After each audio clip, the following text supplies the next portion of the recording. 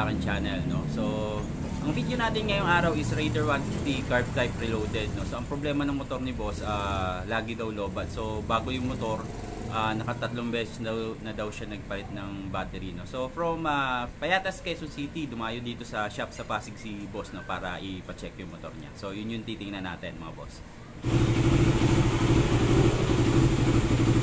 Hindi ko siya matama yung mga bago may mali ako dito. Tapos pinalitan ko na rin siya ng ganito. Anti-tech. Kaya nga eh. Pero pinalitan ko ng anti-tech, okay naman siya eh.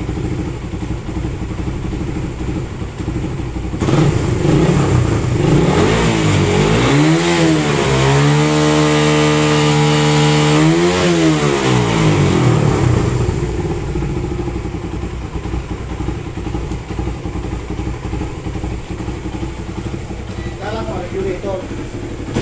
Tinanggal ko yung regulator nito eh. Pinalit ko na sa smash ko. Kasi yung smash ko may voltmeter din ako. Pag pinalit ko nasa speed siya. Pag revolution ko, so yun yung motor mga boss, no.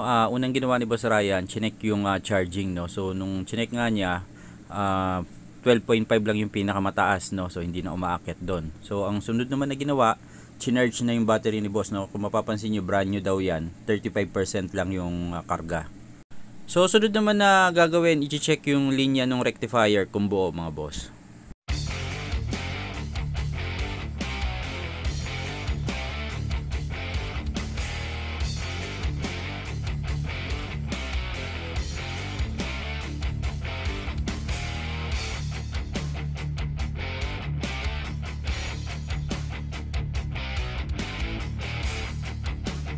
So susunod naman na i-check, no, yung bumbilya ng motor ni boss. So pagbukas ni Boss Ryan, no, napansin niya na paling yung pagkakabit ng bulb, no. So yan yung naging dahilan kung bakit naglolobat yung battery niya. Once kasi na gumamit siya ng ilaw, sabay na iilaw yung high beam at low beam niya, no. So kaya malakas yung kain nun sa baterya, maglolobat talaga siya. So ang gagawin diyan na ayusin lang yung pwesto ng bumbilya, tapos i-check ulit yung charging niya.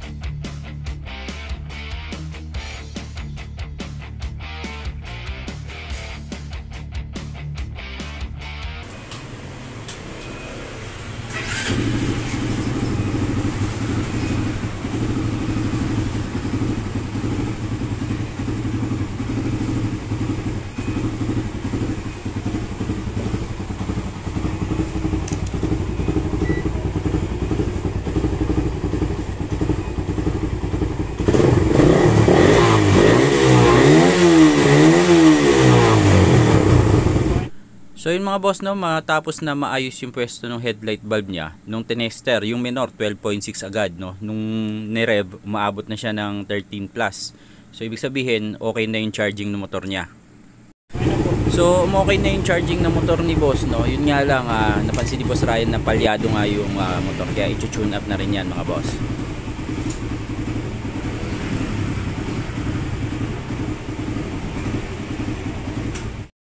So unang chinek yung air filter mga boss, no. Okay pa naman siya, kaya hindi yan papalitan.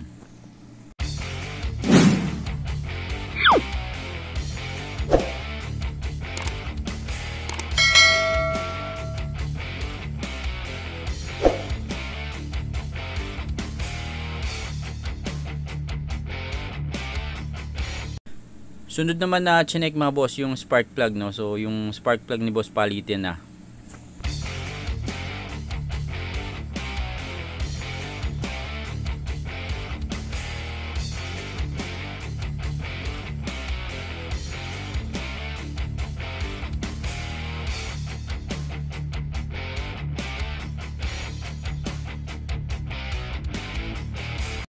Sunod naman na gagawin mga boss, no, lilinisan at itotono yung karburador ni boss.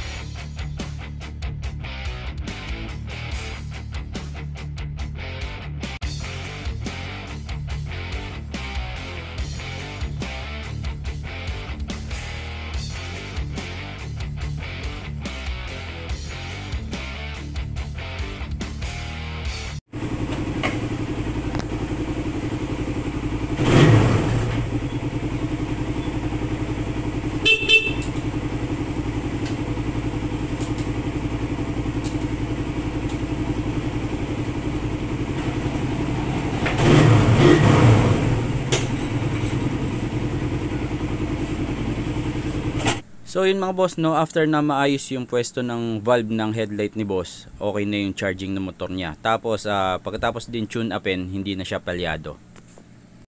Para sa mga gusto magpa-check na motor nila, pwede nyo kaming bisitahin sa number 218 Dr. Pilapil Street, San Miguel, Pasig City. Open kami Monday hanggang Saturday, 9 AM hanggang 4 PM. Mas okay din kung mag-chat muna kayo bago kayo pumunta kasi minsan meron kaming major work, hindi kami tumatanggap ng walk-in.